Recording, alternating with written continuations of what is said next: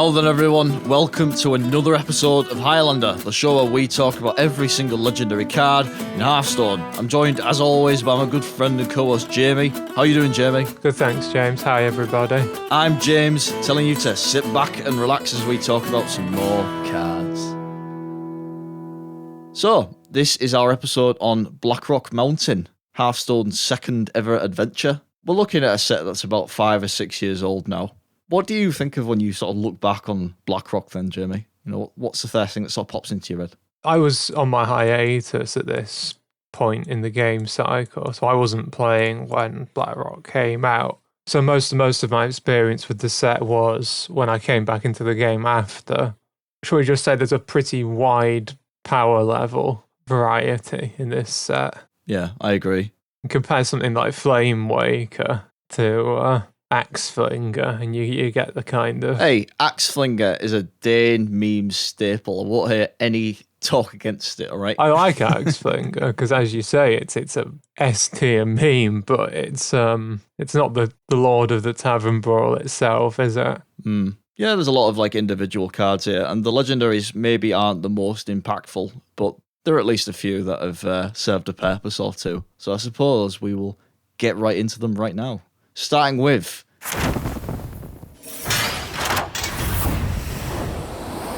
Emperor Thaurissan, 6 mana, 5/5, legendary minion, neutral, obviously. At the start of your oh, it's the classic. It's the classic. It's the Reading King. I've got the card up in front of me. Oh dear. Emperor Thaurissan, 6 mana, 5/5, neutral, legendary minion. At the end of your turn, reduce the cost of cards in your hand by 1. This card has never really stopped seeing play, has it? Right? This is one of the most defining cards that we've seen, I think. Essentially, it may as well eat a piece of your opponent's premium removal, because if the opponent has any removal or can kill it in any way, it's pretty much going to get killed. I can count on one hand how many times I've let Thaurissan live in a control mirror, and I don't know if I've won any of those. Yeah, well, that's just it. Before Emperor, there wasn't that much mana manipulation, cost reduction. Yes. It was like quite a lot of tempo-y stuff and playing just stat bombs like Shredder and stuff like that. And I suppose in a vacuum, it can kind of be hard to tell whether that's going to have a big impact and be really useful for combos and whatnot. But turns out it's quite useful. I think the first thing to just sort of comment before talking about any of the crazy OTKs is it's just amazing utility in pretty much any sort of control deck, you know, especially decks with high amounts of draw like Warlock. Yeah.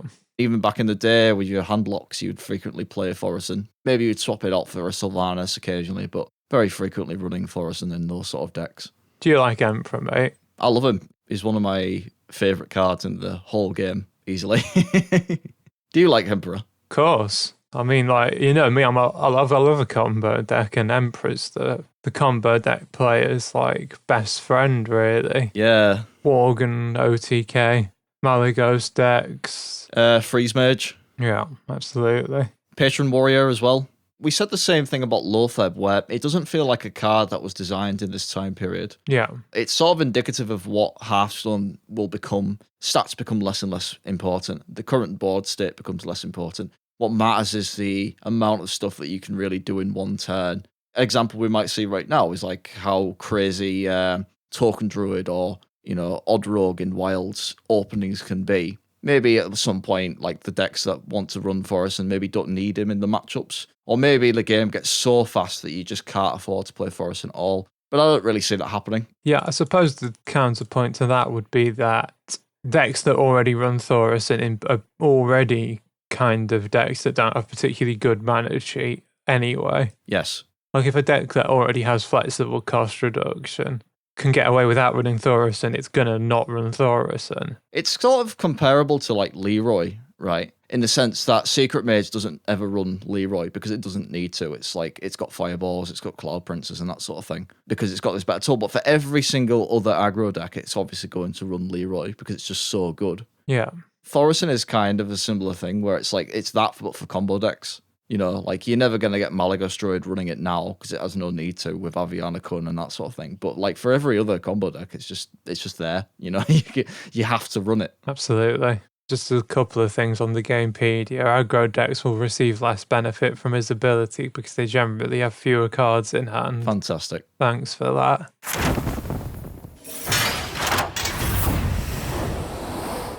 Majordomo Executus, 9 mana, 9/7, neutral legendary minion. Death Rattle, replace your hero with Ragnaros the Fire Lord. Well, this was considered to be the worst card in the game for a while, wasn't it? Yeah. It's 9 mana, which is the worst mana cost in the game. And it's also poorly statted minion that has an effect that sets you to 8 health, which means that any deck with board presence or burn or anything like that can probably just kill you in range if they can remove Executus. Yeah, even like at the time period that we're talking about, so many control decks had either some sort of combo or could generate like a decent board presence. So I'm just thinking like a control warrior could like shield slam Executus, then maybe on the next turn do some Grommash combo and just kill you that way. This is all like a flavor thing, right? The whole point is that, as Ragnaros says when you kill Majordomo, is that it's supposed to be like you're prematurely awakening Ragnaros, so he's not got his full strength. And I think it's one of the more flavorful cards in the game. But Majordomo was almost immediately kind of terrible. It's a meme stalwart because it's like a glacially slow Jiraxis, which is much more frail. Absolutely. The other thing to say is that, as with Jiraxis, Ragnaros destroys all your armor. And it also removes immune for if you've got Ice Block activated on that turn, which makes it even harder to get it off consistently and not die. You're a big fan of Domo, aren't you, James? Oh, yes. I have like a lot of nostalgia for Blackrock because I remember watching all the streamers play through it and all that sort of thing. But I always thought like cards that changed your hero powers, like Justicar, like Majordomo, Jiraxis, these sort of things, I always thought these were the coolest cards in the game at the time. Before, you know, we had Finley and Death Knights and all that sort of thing. I always thought cards like this were just so cool and really like showed a lot of interesting things that you could do in Hearthstone, especially because all the heroes had their own voice lines and interactions and that sort of thing. Something I will say, there was a deck that did use it and the creator of the deck did swear by it. And I'm not talking about, well, I am talking about some random rank 1 legend thing, but there was this deck historically called Grinder Mage. I suppose the modern day equivalent to it would be just any sort of like fatigue deck, like maybe Dead Man's Hand Warrior or... It's more like sort of a classic control warrior, really. It's just a sort of slog. Yes. Actually, I suppose if anything, it's like priest. Yeah, I suppose it's just like standard priest. But it's like, it's less, it's not based around resources, it's more just based around living. Plays heals and taunts and just tries to sort of stay alive and doesn't do anything. I've got the same deck list up as the one you're mentioning. Yeah, so there was this one deck list that was really popular on Hearthstone at the time, and that was like a Grinder Mage, right? And that ran Executus and it ran Ragnaros and it ran, you know, Sylvanas. And I think the idea was that you transform into Majordomo, hope that the control deck didn't really have like the reach or board presence to, you know, endanger your life seriously, and then use the upgraded hero power alongside things like Ragnaros and other tools that you would run in the deck to cripple the control deck opponent. That was kind of the idea anyway. It's a very interesting concept, and I'm kind of glad that they had some sort of success with Majordomo. Yeah, I mean, it's not exactly indicative of the general usefulness of the card in... oh, certainly not. Certainly not. The 6th deck down on Hearthstone's more indicative, which is a deck that I've also found looking at another card we're going to talk about today. It's most useless deck ever. Oh, no. I'll discuss that a bit more in the next card, but Majordomo has a starring role in that deck. You say about, like, the worst card in the game. I think that's an interesting title. I'm not sure I agree. I think it's just because of the fact that it's so flashy. You know, killing someone from like 30 health with Executus because they've gotten it off of Sneeds or something like that. But, I mean, I don't know. I think it's obviously suffers from a poor stat line, but I don't think it's the worst card. It's obviously bad. Yeah, I agree. It's a question of whether you consider worse cards as cards that you can actively lose you the game or cards that are just weak and underpowered. Because, like, Bolf, Ram Shield's another card that people say, but Bolf's actually quite useful sometimes, and it's good off RNG against certain classes. Yes. I think Millhouse is like certainly a worse card than this, easily, right? I think Millhouse is worse. I think Dustfall and Aviana is worse than pretty much everything else. Because that's like a worse Millhouse, and that takes some doing, really.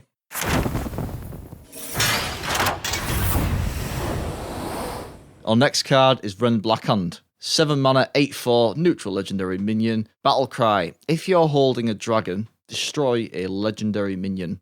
You know, if a card like gets summoned like the chest from Marin the Fox, does that count as a legendary minion or not? I can't remember. I think it does. I don't know. I mean, this has never happened and nobody actually knows. Well, the fact that we're talking about this, it should indicate the quality of Rend Blackhand, frankly. Right, everybody. Jamie has been absolutely champing at the bit to talk about Rend Blackhand since we started this podcast. In fact, I think part of the reason he still does the podcast is because he wants to talk about Rend Blackhand. So, tell me about Rend. For context, this is comfortably my least favourite legendary in the game, and it's really close to being my least favourite card in the game. It's an interesting one because it's a card that I think I dislike everything about it. It's really expensive. It's got horrible stats. It's got a really garbage situational effect that goes on your side as well. So if you can't even play this proactively, because if you've got a legendary up, you have to destroy it. And the effect's boring as well. It's just bad removal if you're holding a dragon. There's nothing interesting about that. I think it was a better staple in the Tavern Brawl where both players start with 10 mana. Kind of sums up, really, the usefulness of this. Doesn't it seem strange how Hemet came out in the previous set and, you know, despite people saying, this is the worst card, this is such a boring card, why is this a legendary minion? Yeah. They've only got a one-upped it. I disenchanted Rend a long time ago, and I have no intention of ever recrafting it. It's a card that I refuse to have in the collection, just on principle. It just winds me up when I see it, to be honest. I don't know what they were thinking with it. This is the meta game that is, you know, obviously, like, there are powerful decks like Patron Warrior and that sort of thing, but one card that is, like, really prevalent in this time period is Big Game Hunter. And you compare Big Game Hunter to Rend, and you immediately see the problem, right? Yeah, you're paying 7 mana, and then what you're doing with the rest. The thing is that if you wanted to kill a Ysera, play Hex or Polymorph. Yeah. Or if you're playing Priest, play Mind Control, you know? If that's really what you want to do, which it shouldn't be. It's funny as well what you're saying about Big Game Hunter, because this dies to Big Game Hunter as well. Yeah, it does. Yes, it does. Having said that, it's an 8/4, so it dies to pretty much every card in the game. It's so strange. There aren't many cards in this game, and in fact, I struggle to think of any, that have this sort of doubly situational effect. You have to be playing a dragon deck, and you have to be holding a dragon, right? Destroy a legendary minion. So you have to have this other condition, and the opponent has to have a legendary minion. And you can't have one as well, because you can't tempo it out otherwise. Exactly, right? The combination of those two things is like bad enough, but then you've also got the added problem of, well, the legendary minion that you're killing has to be worth playing a 7 mana 8/4 to kill it. Like, if you're killing like something really small, like, I don't know, your opponent's like Tinkmaster Overspark or something like that, and they can just trade into it like a 4/1. Is it really worth like spending your entire turn or most of your turn? No. No, of course not. It's not even a dragon itself either, so it's not really got any synergy with dragon decks. And dragon decks, having played a lot of them, and having played Dragon Priest whilst this was in standard, dragon decks don't draw very well. They don't have much cycle. So this is just going to take up a space in your hand, and you're not going to be able to cycle to make it actually worth it taking up a space in your hand. Yeah, the thing is that most classes have some method of killing these, you know, otherwise somewhat annoying minions to kill without having to resort to Rend. Just as a little side note, on the Gamepedia, on the strategy section, guess what niche this fills? You can destroy your own Sylvanas Windrunner. Apparently, if the player has no dragon to activate its battle cry, it becomes costly and ineffective. Although, implying that it's cost effective anyway. This is also in the most useless deck ever. Oh, fantastic. Quite rightly, I would say. It's funny because, like, we sort of said about it with my Exner, right? How it's like the devs sort of experimenting with early design in Hearthstone and maybe not quite understanding like what's powerful effect and what's not. We've already talked about Thaurissan and how mana cheat is proven to be the most important effect you can have in Hearthstone. But I don't think there's any excuse for Rend. I don't really get why it exists. Because at least with Mayax, no, it's the first expansion and there's nothing really like it. But they already created Hemet. Yes. So they've already tried this sort of garbage. The core problem with this is that it's a minion-based removal card that costs 7 mana. Yeah. There's no card that's good there. Like, if you're talking about current comparisons, compare this to Silas Darkmoon, right? Yeah, good point. Silas Darkmoon does see play because it's, like, quite useful. That's another thing, is utility. So Rend has no utility. It does one thing and one thing only. Having spoken to you about this a bit more, and, like, maybe you've got, like, an infectious hatred about you, Jamie, but, like, I don't want this card to be good. Yeah. You know? I think I'm very happy with it being kind of crap. There's something in it that irks me, and I don't quite understand what it is, but I'm glad it's not good. I'm glad it's never been good. I'm glad it's never going to be good. Oh, unless you're playing that one Tavern Brawl. It's one of those cards that you can kind of pass over it if you're just sort of scrolling through. Oh, it's Rend, it's just that, yeah. But it's once you actually sort of take a proper look at it that you realise how much there is wrong with it. Yeah. I've just had another look at the Gamepedia, and in the notes section it says, and I quote, "Holding a dragon refers to whether the player currently has a dragon minion in their hands." Thank you very much. I mean, that is fantastic material. That is. Whoever's done that, that's superb.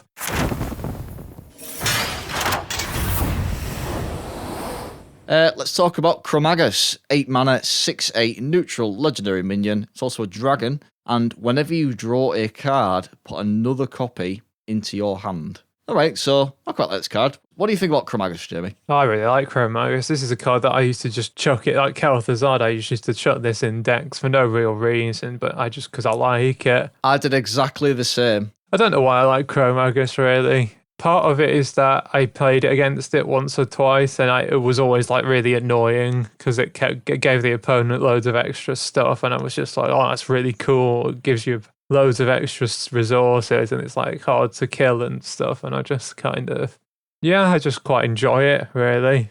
It's not seen a great deal of play.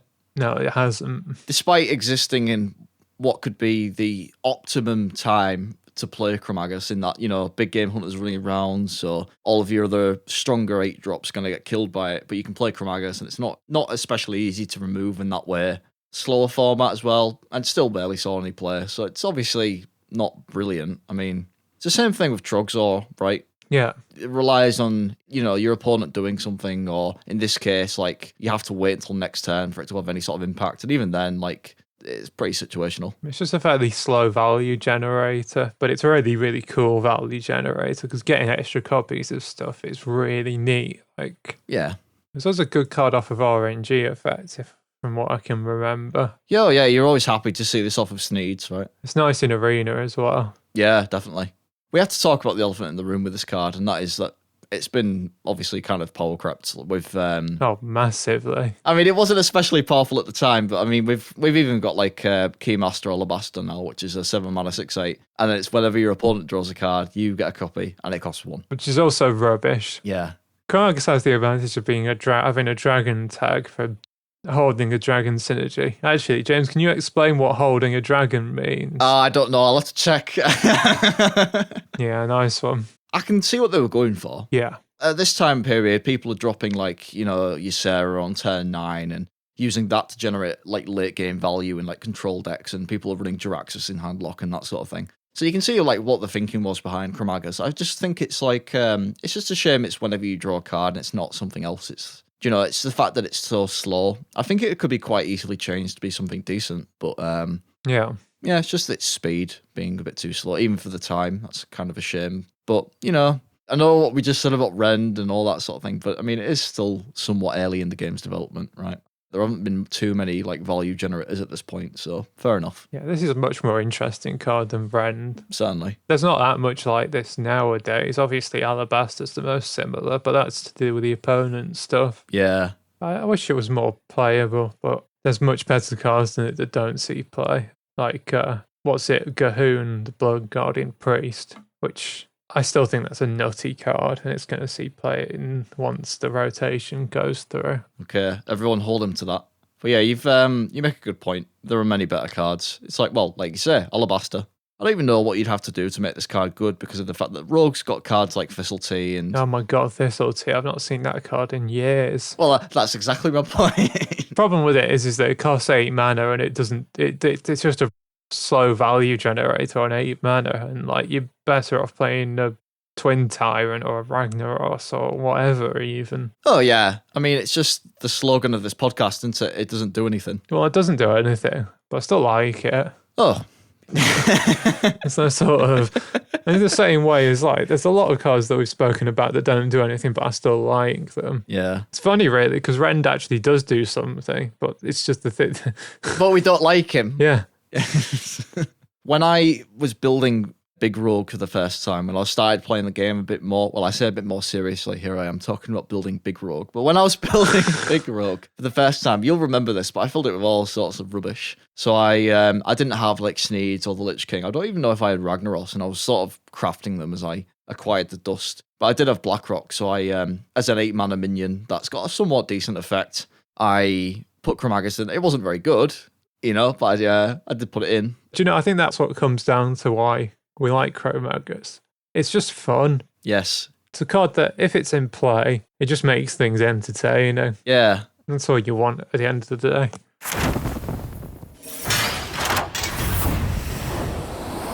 Final card. Nefarian. 9 mana, 8/8 dragon. Neutral legendary minion. Battle cry. Add 2 random spells to your hand from your opponent's class. Is it Nefarian or Nefarian? 'Cause some people call it either. I'm going to keep saying it as I've just said it now, Nefarian. How do you pronounce it? I have said Nefarian in the past and Nefarian. I don't really know which is wrong. In theory, Nefarious, Nefarian would make sense, but from what I've heard, lots of people call it Nefarian. So whether that's the WoW canon pronunciation, I don't know. There'd be an easy way to check this, you know, and not piss off people who are listening to this and know it and are angrily typing in comments about how we've been butchering this card's name. But you see, I'm not going to look it up on principle because the whole point of this podcast is that we don't care about the law. So I will say that I'd never even pondered this. I've never even wondered how you actually pronounce it, right? And then I watched Crip's video on how, you know, I used to do that series on how good is Nefarian. yeah. And he pronounced it Nefarian. But Crip also pronounced it Hearthstone, right? And I don't play Hearthstone. I play Hearthstone, god damn it. So, stuff that.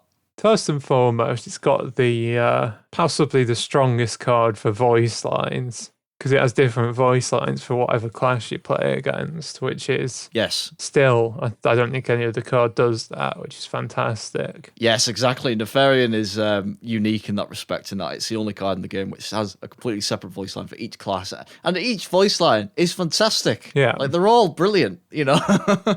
I think it's seen a lot more play than people might realise, like, looking at it, right? My first climb to Legend was with Dragon Priest in Mean Street, and I ran Nefarian, and that was the correct list, kind of. Wow. So that should be an indicator.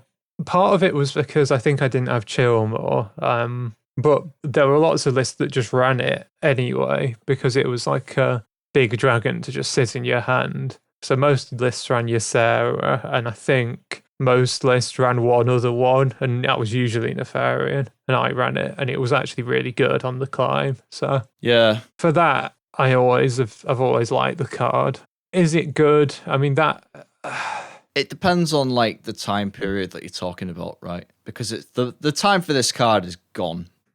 It's, like, obviously completely unplayable these days for a variety of reasons, which we'll get into. But I think for the time, I think it's an exceptionally well-designed card. Like, I really, really like Nefarian. Not just for the voice line, even though they're obviously fantastic, not just because it's a sort of boss monster of this adventure, but because of the fact that it leads to really weird games. It's kind of like this card that sort of shows exactly why Hearthstone is such a fantastic game.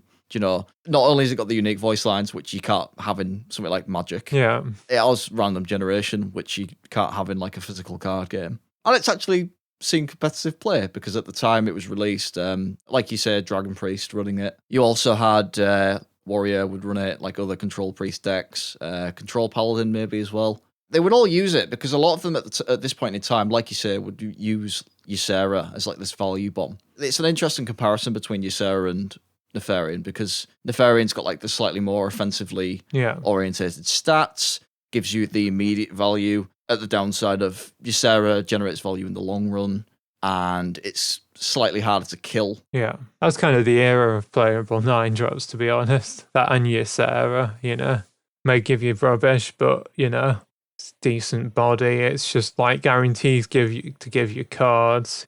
In particular, I think it's a dragon that'll sit in your hand for your cards that rely on that. Obviously, the card has been power crept to oblivion, right? You can't get away with playing a 9-mana 8/8 anymore. Yeah. But another thing about it is how much over time the cost of card generation has, plummeted. I suppose it's just progression, really, because we went through a period where everything was managed sheet central and just like stupid resource generation and all that rubbish. It's toned down a little bit, but there is still a lot more. Isn't that the period we're in now?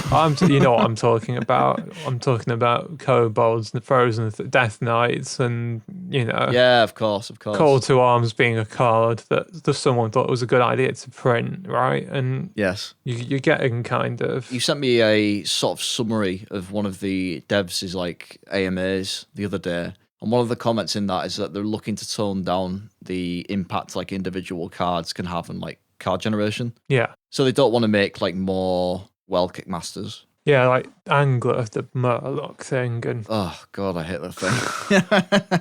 Like you say, we've been through Mana Cheat. This is kind of I suppose a lot of people said it's like the era of generation. Maybe we'll see more cards. Obviously not like Nefarian because we have more powerful cards now, but, you know, maybe somewhat reminiscent of it, shall we say.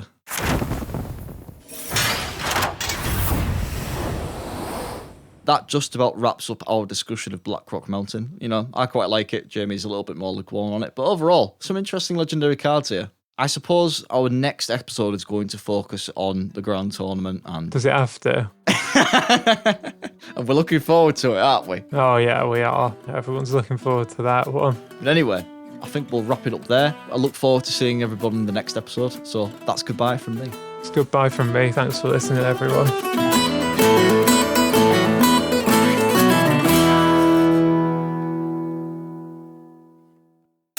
And then I do the little sound and then the first card. Yeah. Right, okay.